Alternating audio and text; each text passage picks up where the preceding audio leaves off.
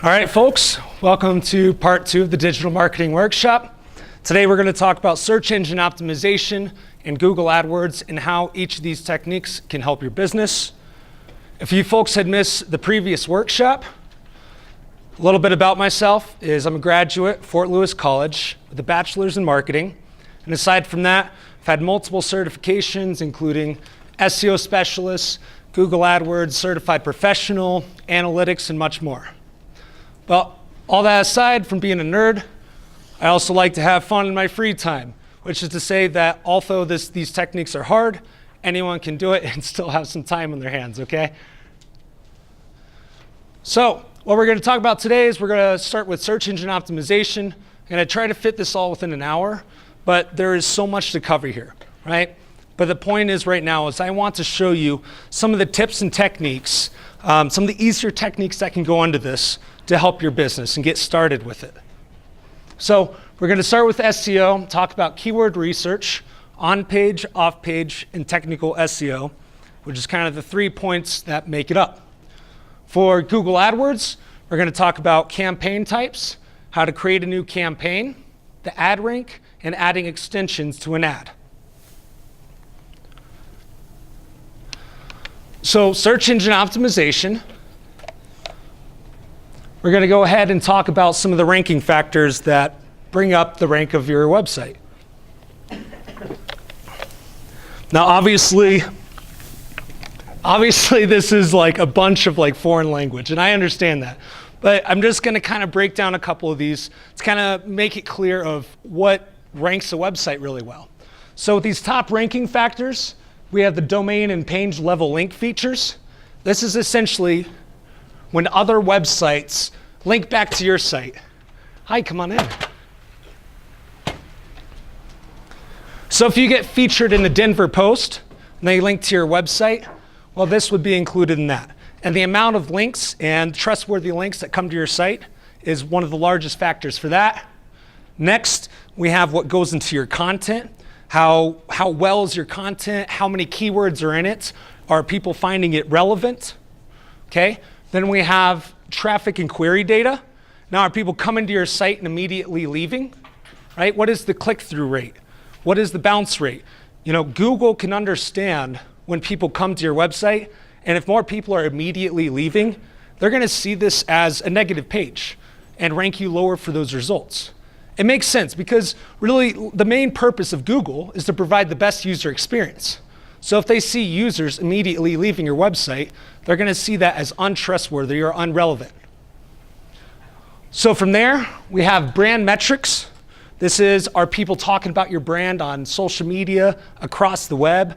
How much is your brand being stepped out apart from just your website? From there, domain level keyword usage. This is simply the URL. If you have an acupuncture business in town and your URL says abcacupuncture.com, well, having that keyword in there is a ranking factor. Although it's not one of the largest, it's still and part of that. And also the length of the URL, you want to make sure to keep it short and relevant. From there, plugging in the keywords, and then we have agnostic features, which would be essentially page speed, and how well that domain content is, and then social media, how well your presence is on that. Now, I understand that this is all like, a lot of foreign language, but I just kind of want to go over some of those ranking factors in there. I'm sorry, I have a question. Yes, ma'am. I know a few people walked in after you started talking about it. What were those bars indicating? Okay, so these bars indicating right here is basically on a 10-point scale, right? How relevant these ranking factors are. What are the most important ranking factors on a website, right? So when we're talking about domain and page level link features, we see these, in the 8-point range as being some of the strongest ranking factors, right? So if I have plenty of websites linking back to Animas marketing that are trustworthy websites, if for some reason the Huffington Post or CNN decides to mention my brand in one of their articles, you can imagine that my rankings are going to be brought up, substantially. So that goes all the way down to like social media mentions. But this is just kind of a general overview. So on-page optimization is what we're going to go over first for SEO. And like I said, there are so many techniques that go into SEO, but I just want to cover some of the more simple processes that go into it. Stuff that you could possibly do yourself, right? So in that, we're going to talk about keyword research, URL and navigational structure, titles and descriptions, and how to optimize content and images. So starting off with on-page optimization, now we just saw that some of the largest ranking factors were links back to a website. Now that's not even on your page, that's people linking back to you. So how important really is on-page optimization? Well, here I have back in my SEO program, my domain authority versus some of my competitors in town, right? Some of the people that offer similar services. Being only around for a year, I've only had so many links, and I've only been around so long to have, to bring my domain authority up. So right now, I have a 9, while BCI Media has a 34. Now, think of this scale as 1 to 100 scale on how trustworthy and relevant your website is, right? So Facebook or Google is going to have something in the range of 100, because that's some of the most trustworthy and authoritative sites out there. Now notice Animas marketing is a lot lower than some of these competitors, right? But with the power of on-page optimization, I'm still able to rank way above them on the keywords I like to rank for, which includes digital marketing, search engine optimization, pay-per-click advertising, email marketing. I'm still able to rank above all these people, even though their websites are seen as much more trustworthy and authoritative. So this means that through the power of on-page SEO, I was able to bring my ranking above them. So there's an example of that. You can see Animas Marketing's ranks versus other people's ranks. And I'll say, this is not saying anything bad about the other companies. I've met people from them all, and they're all excellent, right? I'm just using this as an example. So that being said, we're going to talk about keyword research. Keyword research is essentially the first process you want to start with when it comes to SEO. Now, last workshop, we talked about the consumer segments. Now, this is a great time to use that to figure out your keywords, right? What are people using?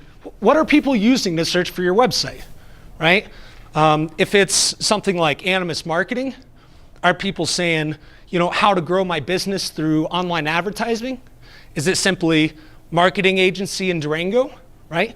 So it could be all across the board. And it's important to really dig into this research to understand all the possible options that can go into this. I'm gonna move those. So, keyword research, we got long tail keywords, right? And then we've got the broad keywords. These broad keywords make up about 20 to 30% of all searches. This could be someone typing in Facebook, someone typing Google into Google, or it could be Netflix. These are those really general terms. American Airlines, right? Animas marketing. These will be the broad keywords, or could be just guitar, right? But the thing is, these broad keywords isn't what we're trying to target for, right? Because if you are, for example, Animas marketing, if I'm providing digital marketing services in Durango, Colorado, why would I try to rank for the term digital marketing? First of all, there is no way that I will ever make it up in those rankings, right? There's too many websites out there that have already been around for a while and have already built up that trust and reputation. So there's no point in trying to rank for that broad keyword. So that's where we want to target the long tail keywords, right? These keywords make up about 70% of all searches, right? So rather than just searching for doctor, well, I could search for what is this rash on my back, right? And that could be like that 6 to 8 word phrase. And that's very specific, much more specific than simply the word or term doctor or back rash, right? Because those would be these broad keywords. So when we look at the search or buyer cycle, we're going to look at what some of these queries might look like when somebody is getting closer to a sale, right?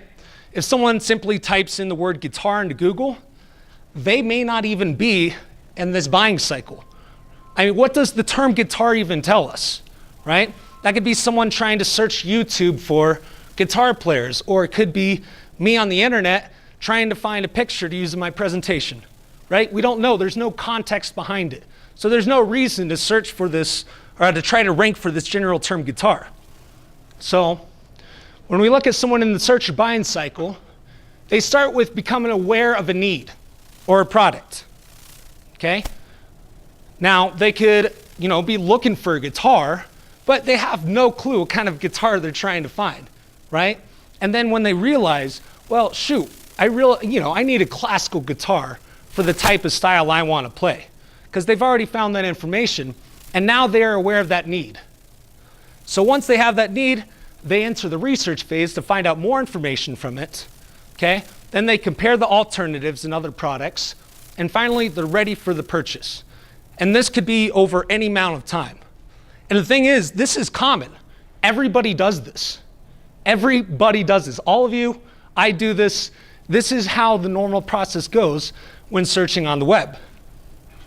So we're going to look at an example of similar to when I needed a new laptop, right? Well, instead of typing in the word laptop, I became aware of my need of a laptop that can run intensive programs, such as Adobe Photoshop. So we have the user that says, laptop that can run Adobe Photoshop. Well, now they've become aware of their needs, right? And these searches, these are what we need to think about when we're building our keywords, right? We need to target people in every stage of the sales funnel. Yes, ma'am? Is there somewhere that you can find a list of what people are searching for? Yes, and we will cover that very shortly.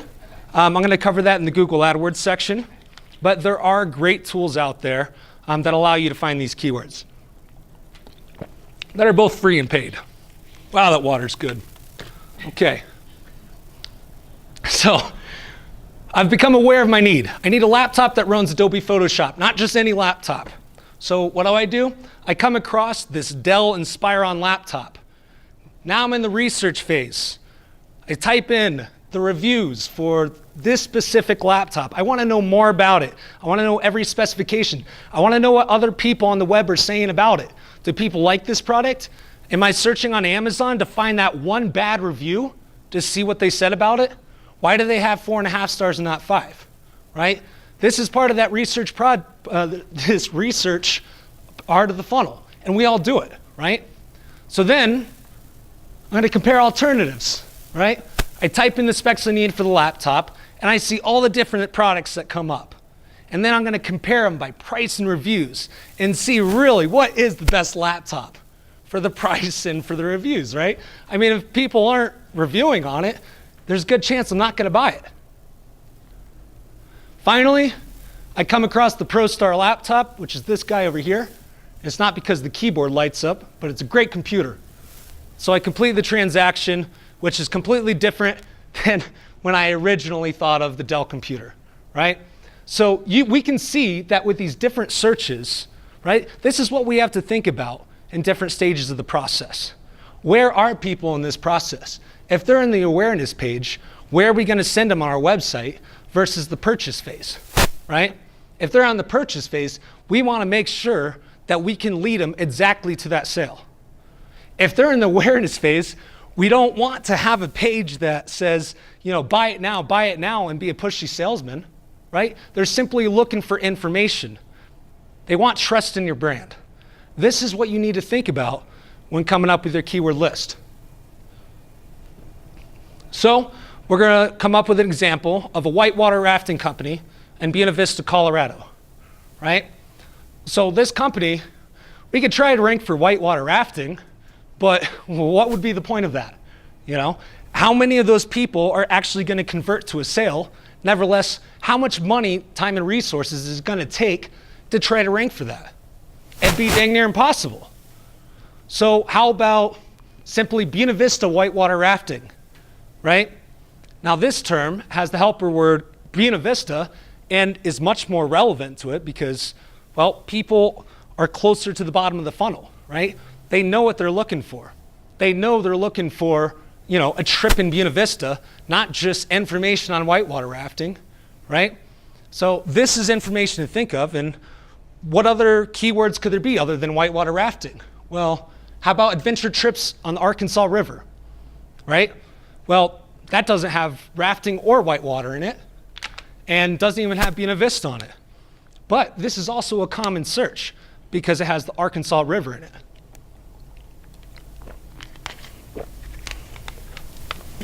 So this is our company. Turns out we are awesome at whitewater rafting, but we still need to be out there.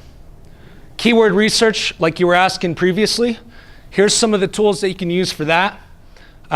Google Keyword Planner is a free and the most convenient tool for you to use. And I recommend that you start with that before anything else, right? Otherwise Moz is an excellent program. It's a paid program, but you can get a certain amount of searches per month for free. And I recommend this program because it has much more relevant terms for what you're searching for and lists it by relevancy rather than jumbling it together like Google Keyword Planner does. Also, Word Tracker is a paid tool that's convenient for this. But like I said, I recommend starting with the Google Keyword Planner, obviously because it's free. I like free. So with the Google Keyword Planner, when we look at how the landing page of that looks, right? We're going to have our user type in Arkansas River Rafting, Buena Vista, right? And you could target by location, right? We could target just Buena Vista, or we could target by language.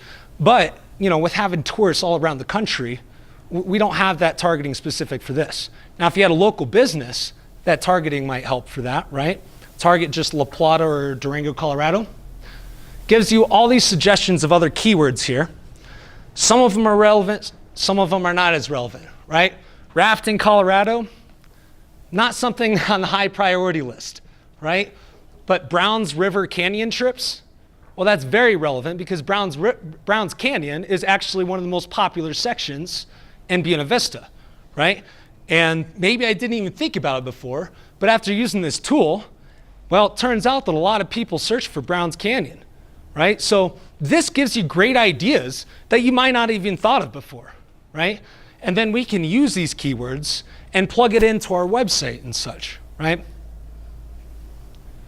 So from here, excellent tool. Like I said, it's free. Right here, you can add words to the plan and export it in like a spreadsheet or to Google Drive. And then from there, it'll list information like what is the competition on it and what is the average monthly searches. Now keep in mind, these different programs use different techniques to pull this information. So what's listed here might show up differently on one of the other keyword planning programs.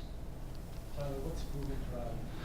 Google Drive is an online storage area with your Google account that is absolutely free, right? So if you have a Google Drive, you can place any files in there. It acts as a great way to transfer files and hold stuff there. Yes, ma'am. So what would you recommend looking for? If you're using this keyword planner in Google AdWords, would you want to find something with a high average monthly searches and Sure. low competition? Like what's the... Sure, absolutely. Well, so, like with our example, if we're the Buena Vista Rafting Company, well, we don't want to choose a keyword term that's whitewater rafting Colorado Springs, right? Because that's not relevant to Colorado Springs. We're in Buena Vista.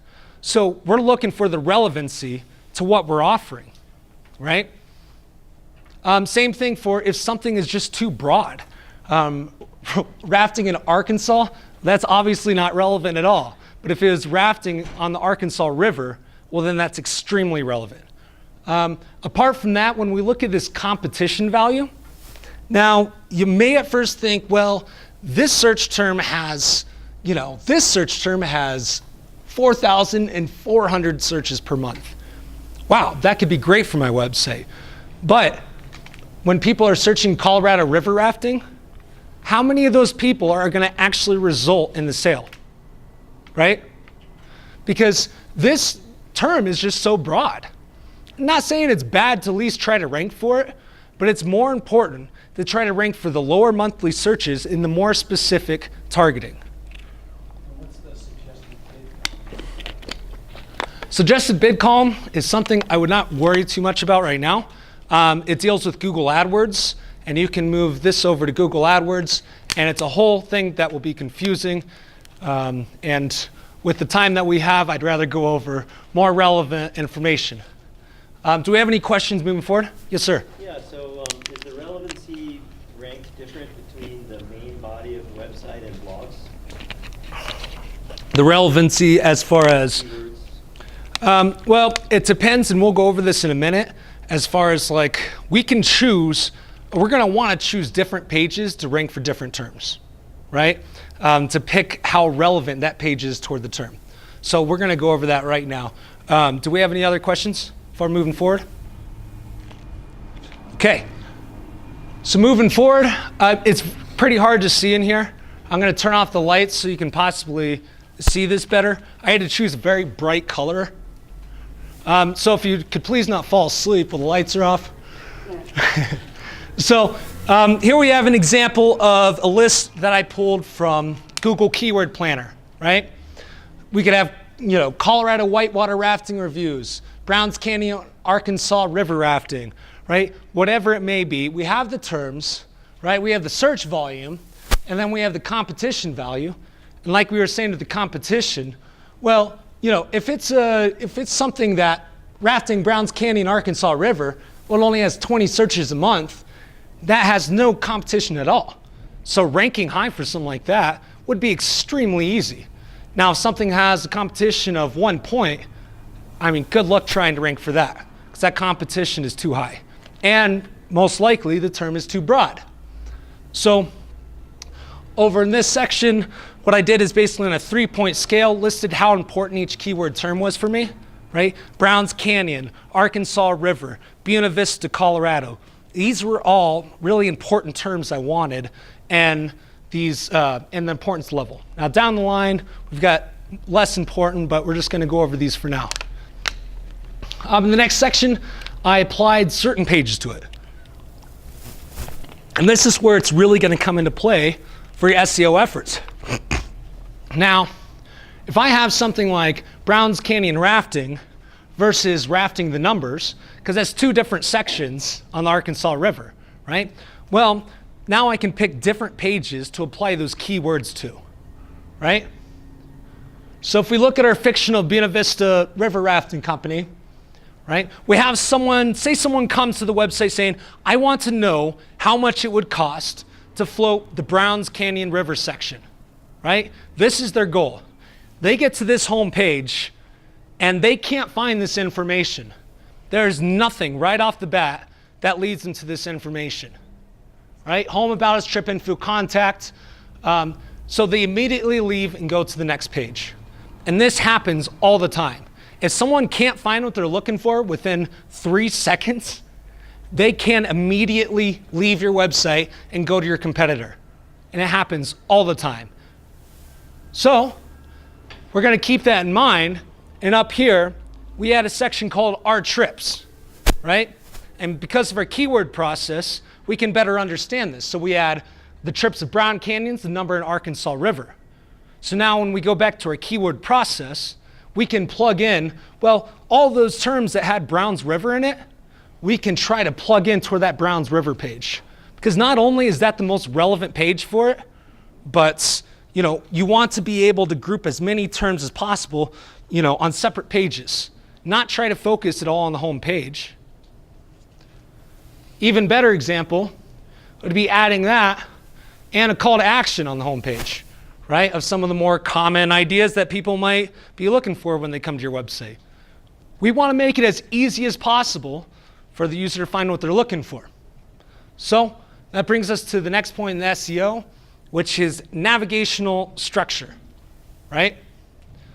So site navigation, basically imagine it starting at your home page and then like a Christmas tree goes down to all the rest of the pages on your site, right? You have different categories, and within those you have different pages. It is the hierarchy of your website, right? And this is too often overlooked. Behind all the design and all the flashy colors and what looks nice, it's equally important to have a good structure to your website, right? You want it to be simple. You want it to be easier, because not only do you need to make it easy for users to be able to work through your website, but you also need search engines. You also need it easy for them to be able to search through it, right? So with that user that went to the website looking for Browns Canyon River pricing, well, they weren't able to find it. That's poor navigational structure, right? And this is why we have that keyword research in place, because maybe we didn't think that people were searching for that in the first place. Well, it turns out that 500 people a month on average are searching for that, right? So use that to our advantage. Want to keep it simple. Another reason to have a good, simple, and easy navigation is site links. Now, I pulled a digital marketing agency from Dallas, Texas, and then I also am showing the Animas marketing. Notice how each one looks on the home page. This is called site links, everything that's underneath that main blurb. And this is an example without the site links. This is not something you can submit to Google, but they will reward you if you have good site structure. When they see it as relevant to the user, they'll add those site links in. And so when somebody comes across this, not only is my page dominating on the search engine, well, now a user, if they come to my website looking for social media management, they don't even have to go through the website to find it. Straight through the search engine.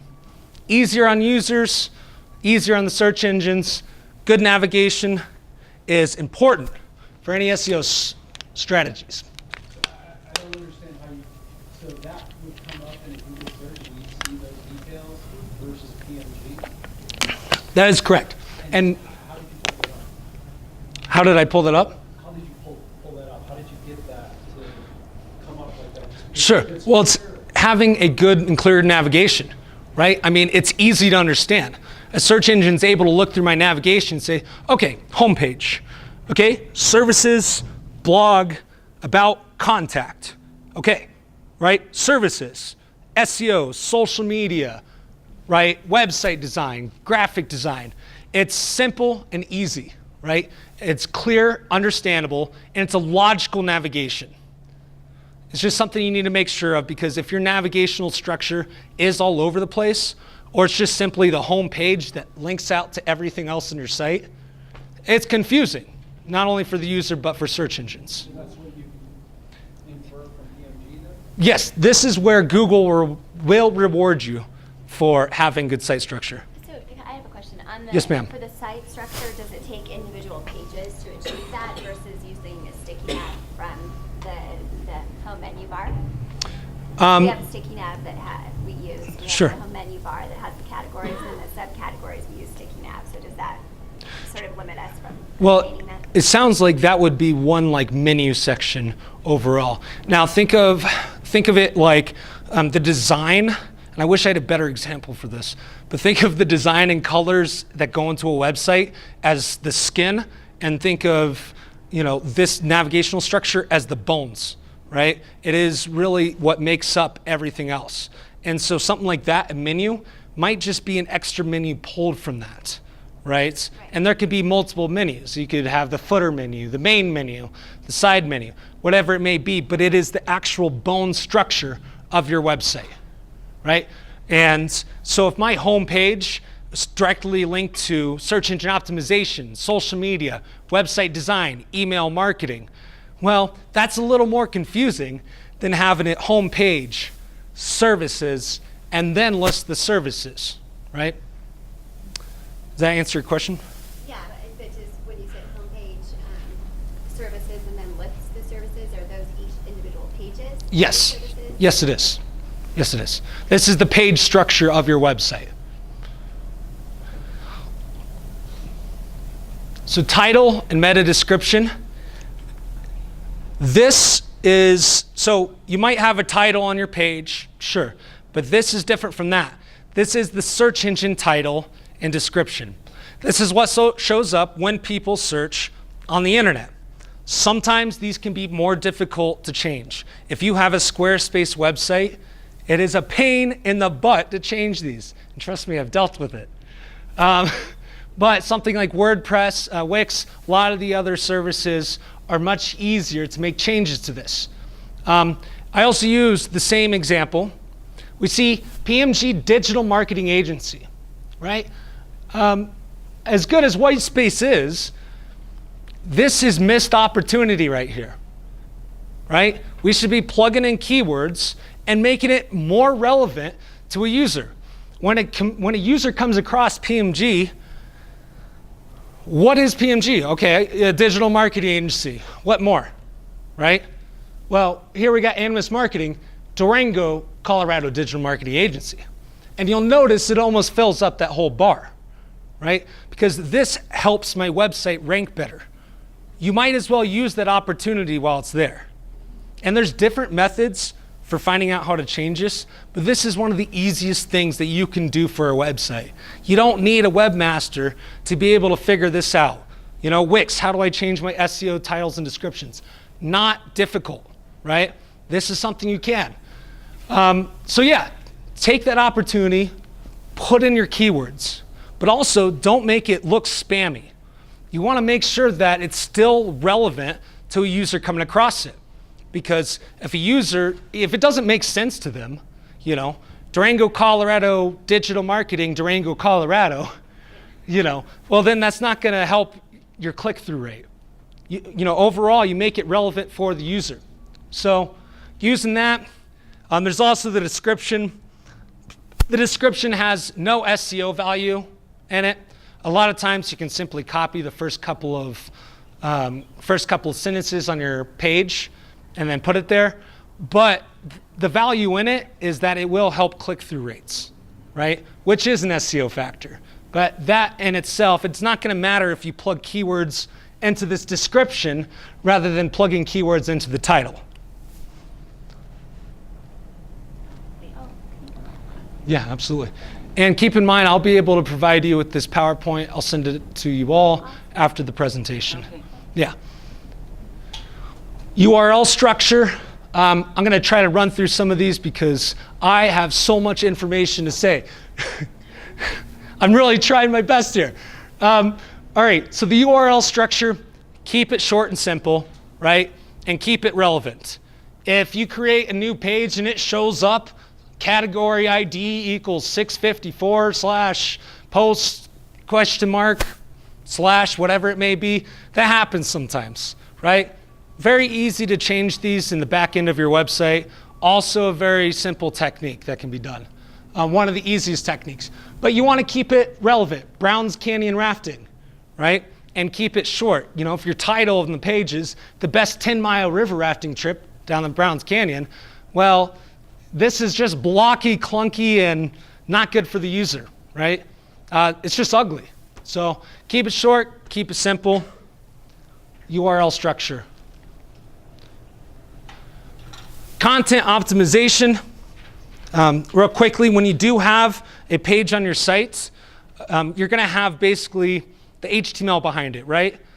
Now, you don't have to really know this coding to be able to add this in, but imagine the HTML as being, you know, well, you got your paragraph and then you have your titles and such.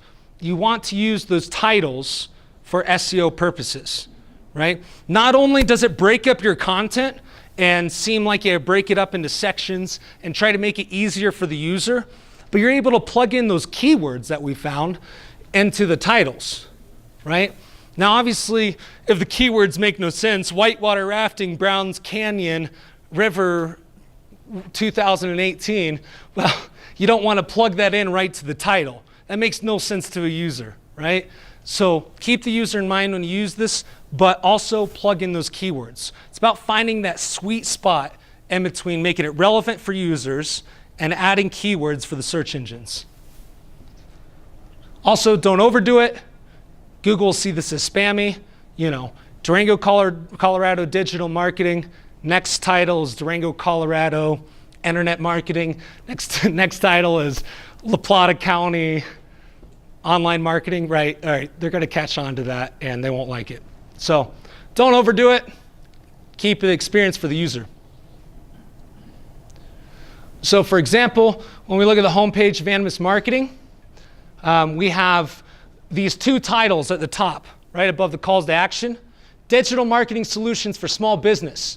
The title underneath, Online Management Strategies to Help You Succeed. Honestly, not my favorite lines, but for the time being, you can notice where we use some of those keywords in place, right? Digital marketing. Well, that's one of the keywords. Solutions, small business, online, management strategies, success, right? I'm crafting these keywords together that I pulled from those phrases to craft my content. Now, when we go scroll down the screen, we see the next title, Durango, Colorado, Solutions for Small Business. Okay, we've got those solutions again, but this time we have Durango, Colorado keyword in the mix. Also, we have the small business. Then we added in the digital marketing agency again. Keep it, to a couple times of using that keyword in the titles, but this is going to help your ranking substantially, right? I mean, we saw the domain authority versus some of the competitors of other companies that offer digital marketing services in town, but for some reason, I'm still able to rank #1 well above them on all the terms I'd like. Well, not all the terms, but many of them. So with this, wow, who's that good looking guy? All right, so also with this content optimization, we want to optimize our images, right? Now keep in mind that some of these techniques that I'm trying to show you, and which you're welcome to come back, whatever is confusing you, look back at the PowerPoint, but this is some of the easiest techniques to work with, right? When we look at the back end of my website, we're in WordPress right now, but whatever platform you may be using, you want to not only have your file name have keywords in it, but you want to have what's called the alt text with keywords in it, okay? So this also may be difficult to see, but instead of what the picture at first might have been 112.05.jpg, right? That's like every image. But instead I renamed it to Tyler Rice Internet Advertising. Not only is it me, but I added in that internet advertising keyword, one that also wasn't used too much in other parts of the website. Also, I put it in the alt text section. Now the alt text section is basically historically used for people who are not able to see the text on the screen. They could be, or see the image on the screen, they would be able to get information from that, right? Yes? Is that where the name of the image goes? Is the alt text? Or? No, the alt tag is used for, historically it's been used for people who, weren't able to see the images, or it could have been someone who was blind and then it had a reader program that read off the image, or it could be someone with a slow internet connection, not able to see the images, and that text would be in its place. So is there typically not anything there? Typically not anything there. You'd have to add it in yourself. And that is what holds the real SEO value of your images, right? So this alt tag, you want to make sure every image on your website, take advantage of it. Otherwise, it's missed opportunity. There's no reason to take, a couple hours to learn how to go into the back end of your website and just update the alt tags. It's not that difficult, right? And that's why we're talking about some of these easier techniques. Now, yes, okay, so moving forward from the images. I know you wanted to stay there, but so to cover on-page optimization, once again, the extensive keyword research. We want to optimize our titles and descriptions, correct our URLs and our navigational structure, and optimize our content and images, right? These are the easiest techniques for on-page optimization. Off-page optimization, also some of the easier techniques would be simply listing on business directories, right? Making sure you get online reviews. Although you're not allowed to, and it's against company policy, to give people incentives for reviews, well, sometimes there's ways around that, right? Just don't let them find out. You know, incentivize people. Don't. How do you not let them find out? I mean, incentivize. You can just, if there's a way you can bring in more better reviews, you know, without making it seem like you're paying for a review, you know, well then do it. Or at least just make the customer feel like they're, you know, special enough to write a review. Yes, ma'am. Yeah, I think you can, use your social media for that. Say, just send out a message to your followers, use my product, and, give you 10% off purchase or something like that. Mm-hmm. Absolutely. Or, you know, honestly, it could be some of your best clients, your best customers, or your closest friends that come into your store or shop, right? I mean, use that to your advantage. If your friends, well, they shop at your store, they're your friend, have them write a review. You know, force them down on a chair and make them do it. Give them some wine. Give them some wine. I've done it before. Give them wine. Give them something. I'm going to try to breeze through this because I am running low on time, and this is more technical stuff. But for link building, you know, putting it out there, what kind of value can you provide to get those links from other websites, right? And from there, for like our rafting example, we can see some links to their website, which could be from the Chamber of Commerce, or it could be from, you know, Colorado rafting companies. This is just another blog page. Or it could be from CBS News, right? Colorado rafting tourism struggles in wildfires wakes. Well, looks like that the Rivers Runner Rafting Company took advantage of this, right? And so now they have a link from CBS.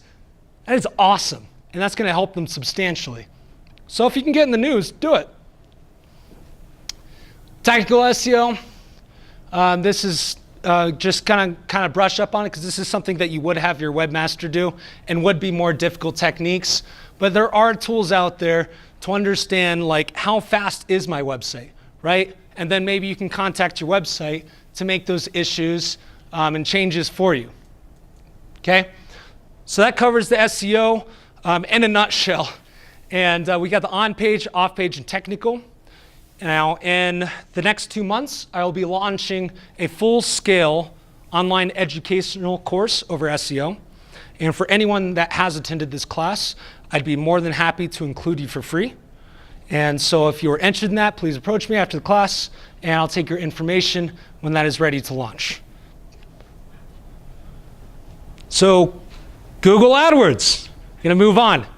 I might run out of time for this, but I'm going to try to touch up on as much as I can.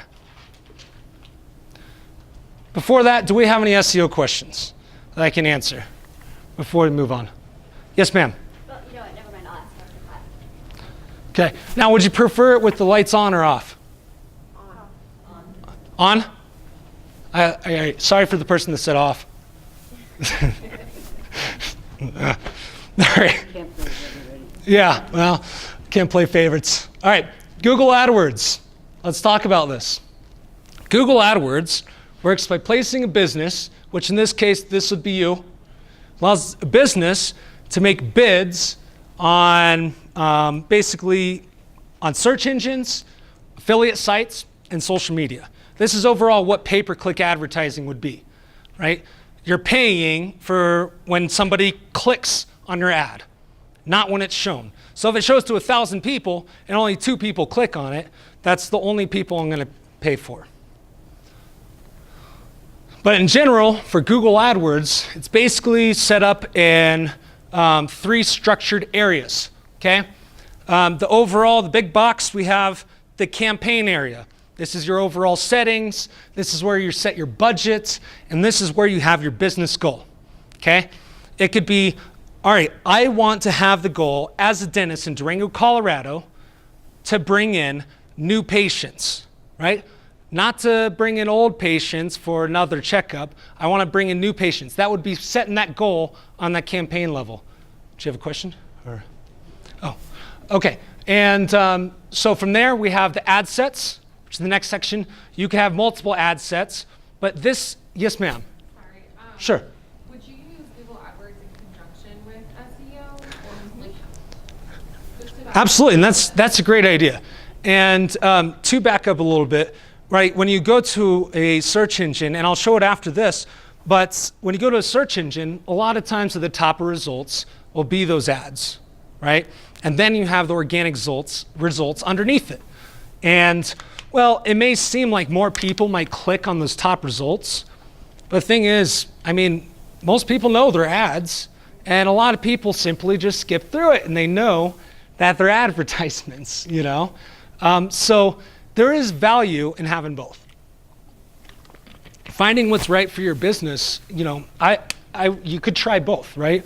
But SEO, I would definitely implement these techniques that we talked about, because that is for the long term, right? Think of it as similar to each other as they both show up in the search engines, but SEO is for the short term.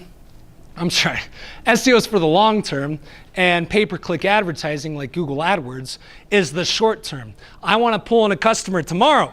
I want 5 new customers by the end of the month, all right? Well, then maybe you need to have a Google AdWords campaign to directly do that. You put good SEO in place, you're going to get a lot more customers over time. So that's kind of the difference. It's good to implement both for your business. It really is. When you say, when I do a search in Google and I see that top ad and I do see the word ad. Yes. Is that a requirement? Do they have to tell you that it's Absolutely. And that would be a Google AdWords ad, and that is a requirement of having it there, right? You cannot be listed on the organic results as a paying ad user, right? Which, like I said, a lot of people skip through these ads. We know they're ads. So that's the big value in SEO.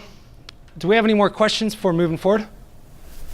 Okay, so Google AdWords, we can break it up into ad sets, which is basically grouping it into keywords. If I want to have an ad set with keywords for a pawn shop that was based around coins, gold, silver, and bullion, I could do that, right? And then, well, maybe this other keyword set has different ads that are more general for pawn shop in Durango, pawn loans, right? So that's where your ad sets come into play, is separating your keywords. And then in there, you could have your different ads. Now, the point of this whole hierarchy is the fact that you can have multiple ads in these ad sets or in these campaigns to be able to test out your results, right? How is ad A working against ad B? Well, after a week, you might have good information on that to be able to tell you how to move forward from there. Maybe make little changes in your words or changes in your offer to see what people are responding to, right? So we're gonna look at a fictional imperial painting company based out of Texas.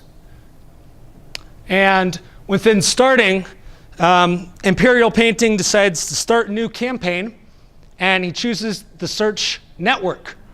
Now, as local business owners, this is going to be where most of your campaigns are going to be had, right? The search network is the easiest campaign type. And this is what I recommend for starting out with and trying not to reach out too far, right? So let's cover the different campaign types quickly so you can understand what the different type of ads that Google can offer. For the search network, this is basically these text ads on the search engine. And once again, as inquired by you, yes, this would be the Google AdWords section, anything with that ad on it, right? This map and those results underneath it, that's where SEO comes into play. Both the map and the organic results. So this can also be on the map section of Google, and it's a great area to have it. Say, you know, if you're a local restaurant, people type in, well, you know, food near me. You're the first thing that shows up. Well, you know, not a bad campaign way to go. Why is this? Because when you use the searcher network, you're basically targeting people who are active searchers. They pretty much know what they want at this point, right? They're not in the awareness stage of the buying cycle. They're ready to make a purchase, or they're ready to compare. Exterior paints are near me. They know that they need the outside of their house painted, they're looking for a painter, they want to call someone right now, or at least check out their website, right? Active searchers on the search network. So moving forward, talk about the display network, which is basically having these kind of ads on all the websites you see everywhere, right? You see those picture ads everywhere? This would be in the display network. If you look at a guitar on Musician's Friend, and then afterwards you decide not to buy it, and then for some reason you see that guitar in every single place on every website, you're like, oh, I'm sick of seeing this guitar, but you end up buying it anyways. All right, that's the display network, okay? Now here's an example of how those look, and you can create different sizes, whatever. This is good for brand awareness campaigns, right? Because you get charged by impression, not charged by the click. These can be shown on websites, applications, videos, and Google Ads, right? But like I said, it's an awareness campaign, and it's recommended to stick with the search network if you're looking for clicks. Going off of that, shopping, this would be more of an online business where you have a certain product, and you can list it for an active searcher. You can include the reviews, you can include special offers, the price, and everything like that, to have that show up on that page. Great way to go if you have online products. Video.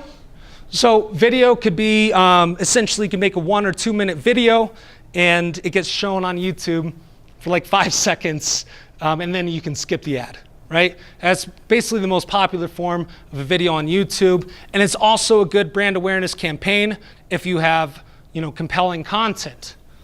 But this could also be a video on your page that can list in the results. Kind of similar to the search network, but on YouTube. Universal app. This is simply if you have an application that you're looking to push out. So once again, search network, display, shopping, video, and the universal app are the 5 different campaign types. So once he does choose the search campaign, you can choose your goal, whether it's sales or leads. Now the difference between sales and leads is sales are people who are actively searching, for what they're looking for. A lead would be something where they may not know exactly what they're looking for, and you could provide them with more information to lead them down that funnel, right? Think of a lead as higher in the funnel, and then you have to keep in contact with them to take them down to the sale, versus choosing the sales technique would target somebody that knows what they want, like the exterior painter near me. So within that, he includes his website, and from there, campaign name, you can add your location. If you're doing local business in town, you could easily add Durango, Colorado, La Plata, and strictly stay with that, right? Here's where the bidding comes into play. For simplicity's sake, we're gonna want to stick with the clicks campaign bidding, right? There's a lot of other confusing options that I'm not gonna go into right now, but stick with the clicks campaign for now. Otherwise, it's gonna take much more complicated, conversion tracking and whatnot, right? And that's gonna be down the road. This is to get you started. So with those clicks, you can have Google AdWords automatically decide how much you pay for a click. At first, that may seem weird, right? Okay, you're telling me I'm gonna let Google decide how much I wanna pay when somebody clicks on my ad versus having me do it? Right? This seems silly. But the thing is, the goal of Google is to provide the best user experience, not necessarily to make money off of us. Well, in the end it is, but the whole reason of having this search engine is to provide the best user experience. So they will provide you with the best click possible, right? With all the other factors in your ad. But you can set a maximum click for it. In this case, we're gonna say, okay, it's not worth over $2 for somebody to click on my ad. Now, even though this maximum cost per click, I'll give you an example, is $2. Right here we have a max cost per click of $1.50. That doesn't mean you're gonna pay $1.50 for every ad. That just means that's the maximum amount you would pay between all your keywords. And it can range, right? So this is a pawn shop in town. Now for the keyword term nearest pawn shop, he's only paying 52 cents for a click. And that's his lowest. For the highest, we have Pawn Shop Near Me, and that's at 94 cents. Or 91 cents, I can't really tell. It's a little fuzzy up here too. Right, so you can see that even though the max is $1.50, they're not even paying that much, right? Google is fair with automatically placing your bids.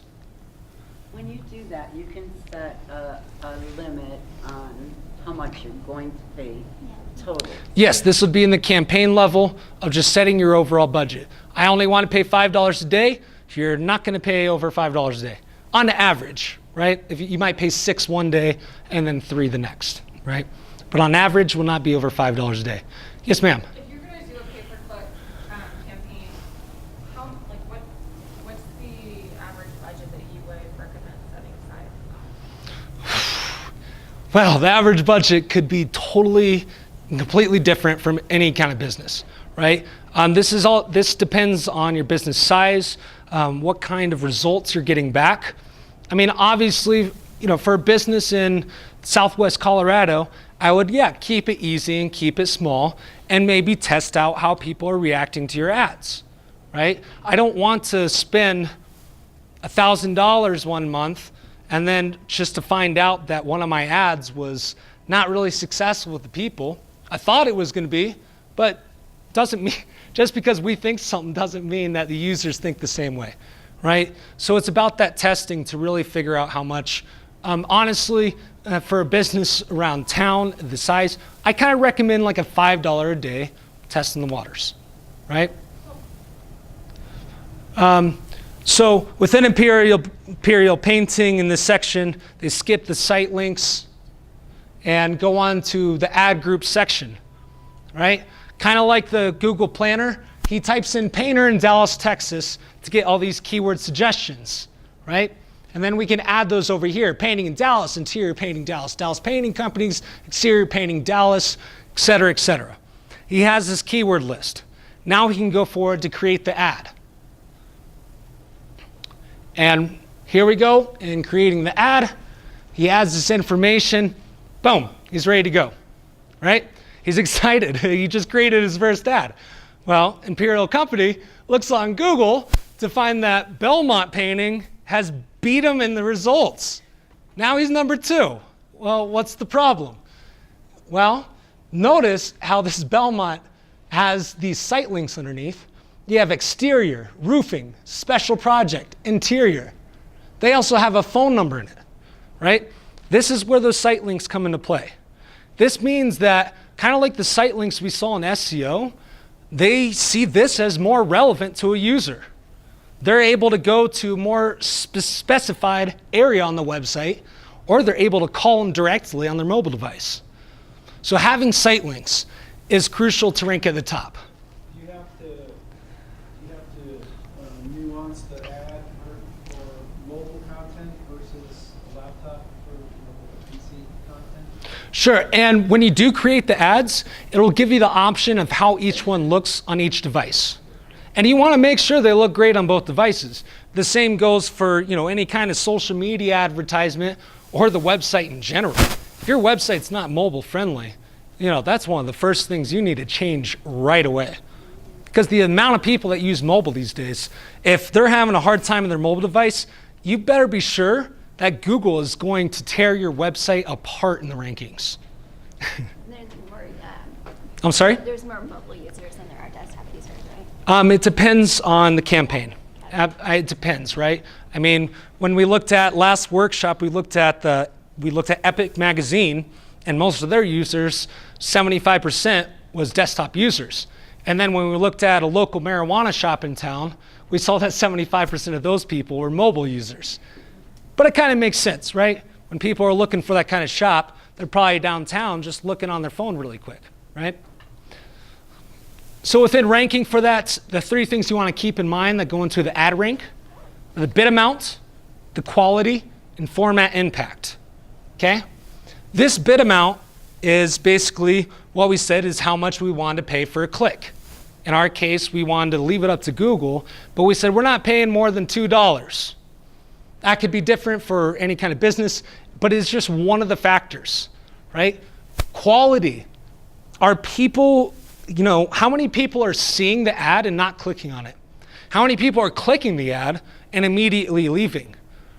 So quality is a major factor. If they find out that a lot of people are clicking your ad and just immediately leaving your website, well, they're going to dock you for that. They see that as not a very quality ad. So it's much more than the money you put into it. So from here, I've got about 10 minutes left in this presentation, and it is 1 o'clock. So if anyone needs to leave, now would be the time to do that. But if you'd like, I will continue for another 10 minutes, and we can wrap this up. And then y'all can pay me an extra $5. All right, so quality. Also goes into that is the format impact. These are those site links we just saw. Is there a phone number attached to that? Does it have your location on it? Is there different site links to other areas on your website? Now, in this case, different from SEO, we can choose to add these site links or not. But it is one of the most important factors for the ad rank, whether you'll rank at the top or maybe you'll be the 4th ad down below, even if you're willing to pay more money to have your ad there. So what's going on here? All right, so one of the biggest factors is that click-through rate and the quality of an ad, right? We said the landing page experience, the bounce rate. Click-through rate is one of the largest. If 1,000 people see your ad and only 2 of them click on it, well, that's probably a poor click-through rate, as opposed to what we see here, maybe of 12%. We got one that's 25%. A normal click-through rate could probably be around 5%, right? So if it's not that high, don't worry too much about it. But if it's 1% or so, you know you're not doing a great job reaching to the people. And one thing I did want to touch up with for these AdWords, okay, is rather than just simply putting your brand out there, give them an offer. Give them a reason to click on your ad, right? I mean, we can keep the branding for the SEO. Give them a reason. When I type in dentist in Durango, we see San Juan Smiles put $45 new patient special.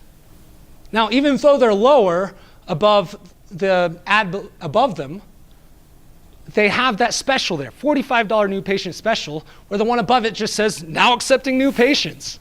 Well, yippee for you, Like, I'm much more prone to click on that $45 special, right? Because that is much more enticing to me than just accepting new patients. How much is that going to cost me? Is that going to be $200? What kind of insurance do you accept? I don't know. So when you have a relevant offer, it is super important to have in those ads. Give a reason for people to click on it.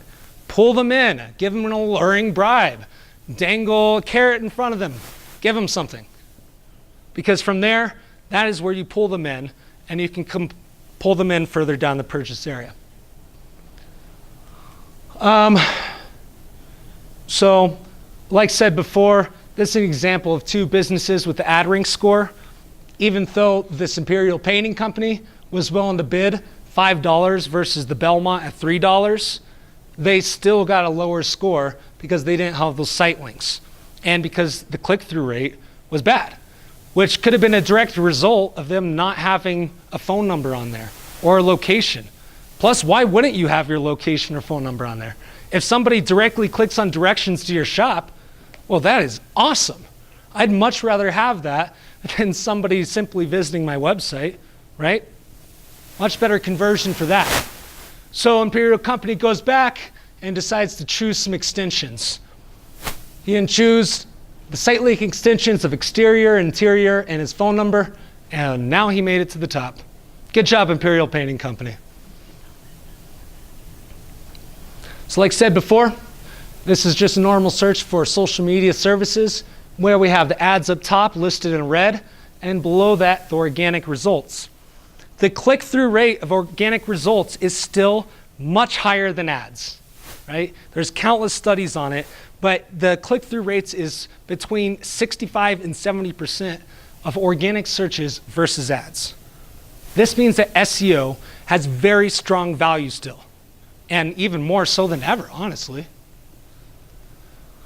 So to recap on that, we want to set our campaign goals. What is the overall goal? Who are we trying to bring in? What type of people? What is our customer segment? We'll set our goals and strategies. From there, use the specific keywords rather than the broad keywords. Create lead magnets for those ads, which is that alluring bribe we talked about. Give them a reason to click on it. And then use extensions when it's applicable. So from there, that is the general overview of SEO and AdWords and some of the simpler techniques that go into those. And thank you for listening to the presentation. I hope you'll join us for part 3 in March, where we talk about organic social media and using social media advertisements.